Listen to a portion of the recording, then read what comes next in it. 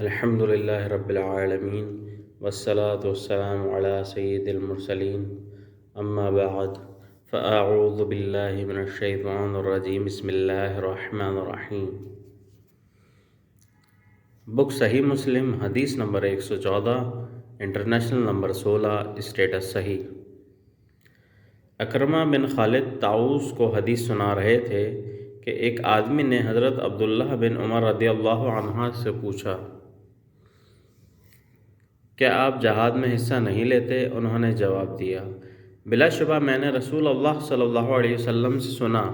آپ فرما رہے تھے اسلام کی بنیاد 5 چیزوں پر رکھی گئی ہے، اس حقیقت کی گواہی دینے پر کہ اللہ کے سوا کوئی معبود نہیں، نماز قائم کرنے، زکوٰۃ ادا کرنے، رمضان کے روزے رکھنے اور بیت اللہ کا حج کرنے پر۔ بک صحیح مسلم حدیث نمبر 115، انٹرنیشنل نمبر 17، اسٹیٹس صحیح۔ خلف بن ہشام نے بیان کیا، کہا ہمیں حماد بن زید نے ابو جمرہ سے حدیث بیان کی، انہوں نے کہا میں نے عبداللہ بن عباس رضی اللہ عنہما سے سنا، نیز یحییٰ بن یحییٰ نے کہا، الفاظ انہی کے ہیں۔ ہمیں عباد بن عباد نے ابو جمرہ سے خبر دی کہ حضرت ابن عباس رضی اللہ عنہما نے کہا، رسول اللہ صلی اللہ علیہ وسلم کی خدمت میں عبد القیس کا وفد آیا، وہ لوگ کہنے لگے، اے اللہ کے رسول، ہم لوگ یعنی بنو ربیہ کا یہ قبیلہ ہے، ہمارے اور آپ کے درمیان قبیلہ مضر کے کافر حائل ہیں اور ہم حرمت والے مہینے کے سوا بحفاظت آپ تک نہیں پہنچ سکتے تھے، لہٰذا آپ ہمیں وہ حکم دیجیے جس پر ہم خود بھی عمل کریں اور جو پیچھے ہیں ان کو بھی اس کی دعوت دیں۔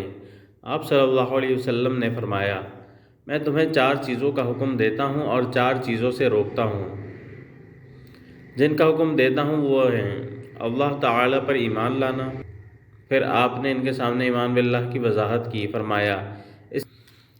اس حقیقت کی گواہی دینا کہ اللہ تعالیٰ کے سوا کوئی عبادت کے لائق نہیں اور محمد صلی اللہ علیہ وسلم بالیقین اللہ کے رسول ہیں، نماز قائم کرنا، زکوٰۃ ادا کرنا اور جو مال غنیمت تمہیں حاصل ہو اس میں خمس 5واں حصہ ادا کرنا، اور میں تمہیں روکتا ہوں کدو کے برتن، سبز گڑھے، لکڑی کے اندر سے کھود کر بنائے ہوئے برتن اور ایسے برتنوں کے استعمال سے جن پر تارکول ملا گیا ہو۔ خلف نے اپنی روایت میں یہ اضافہ کیا، اس سچائی کی گواہی دینا کہ اللہ تعالیٰ کے سوا کوئی عبادت کے لائق نہیں، اسے انہوں نے انگلی کے اشارے سے 1 شمار کیا۔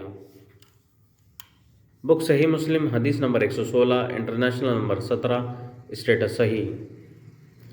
شعبہ نے ابو جمرہ سے حدیث بیان کی، انہوں نے کہا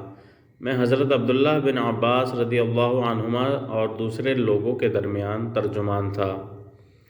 ان کے پاس ایک عورت آئی، وہ ان سے گھڑے کی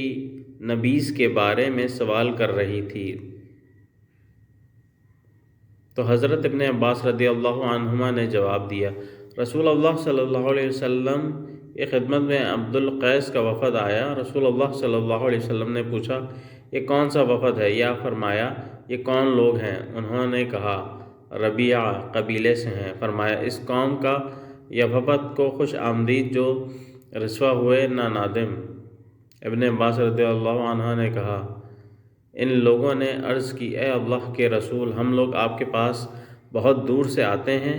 ہمارے اور آپ کے درمیان مضر کے کافروں کا یہ قبیلہ حائل ہے، ہم کسی حرمت والے مہینے کے سوا آپ کے پاس نہیں آ سکتے، آپ ہمیں فیصلہ کن بات بتائیے جو ہم اپنے گھروں میں پیچھے والے لوگوں کو بھی بتائیں اور اس کے ذریعے سے ہم جنت میں داخل ہو جائیں۔ ابن عباس رضی اللہ عنہما نے بتایا، آپ نے ان کو 4 باتوں کا حکم دیا اور 4 چیزوں سے روکا۔ آپ نے ان کو اکیلے اللہ تعالیٰ پر ایمان لانے کا حکم دیا اور پوچھا جانتے ہو صرف اللہ پر ایمان لانا کیا ہے؟ انہوں نے کہا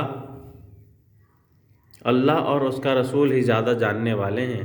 آپ نے فرمایا اس حقیقت کی گواہی دینا کہ اللہ کے سوا کوئی الہ نہیں اور محمد صلی اللہ علیہ وسلم اللہ کے رسول ہیں، نماز قائم کرنا، زکوٰۃ دینا، رمضان کے روزے رکھنا اور یہ کہ تم مال غنیمت میں سے اس کا 5واں حصہ ادا کرو، اور انہیں خشک کدو سے بنائے ہوئے برتن، سبز مٹکے اور تارکول ملے ہوئے برتن استعمال کرنے سے منع کیا۔ شیبہ نے کہا، ابو جمرہ نے شاید نقیر لکڑی میں کھدائی کر کے بنائے ہوا برتن کہا، یا شاید مقیر تارکول ملا ہوا برتن کہا، اور آپ نے فرمایا ان کو خوب یاد رکھو اور اپنے پیچھے والوں کو بتا دو۔ ابو بکر بن ابی شیبہ کی روایت میں من ورائکم کے بجائے من ورائکم، ان کو بتاؤ جو تمہارے پیچھے ہیں، کے الفاظ ہیں، اور ان کی روایت میں مقیر کا ذکر نہیں بلکہ نقیر کا ہے۔ بک صحیح مسلم، حدیث نمبر 117، انٹرنیشنل نمبر 17، اسٹیٹس صحیح۔ قرہ بن خالد نے ابو جمرہ سے حدیث بیان کی، انہوں نے حضرت ابن عباس رضی اللہ عنہما سے اور انہوں نے نبی کریم صلی اللہ علیہ وسلم سے شعبہ کی سابقہ روایت کی طرح حدیث بیان کی۔ اس کے الفاظ ہیں، رسول اللہ صلی اللہ علیہ وسلم نے فرمایا، میں تمہیں اس نبیذ سے منع کرتا ہوں جو خشک کدو کے برتن، لکڑی سے تراشیدہ برتن، سبز مٹکے اور تارکول ملے برتن میں تیار کی جائے۔ اس میں زیادہ خمیر اٹھنے کا خدشہ ہے، جس سے نبیذ شراب میں بدل جاتی ہے۔ ابن معاذ نے اپنے والد کی روایت میں اضافہ کیا ہے کہ رسول اللہ صلی اللہ علیہ وسلم نے عبد القیس کی پیشانی پر زخم والے شخص اشد سے کہا، تم میں 2 خوبیاں ہیں جنہیں اللہ پسند فرماتا ہے، عقل اور تحمل۔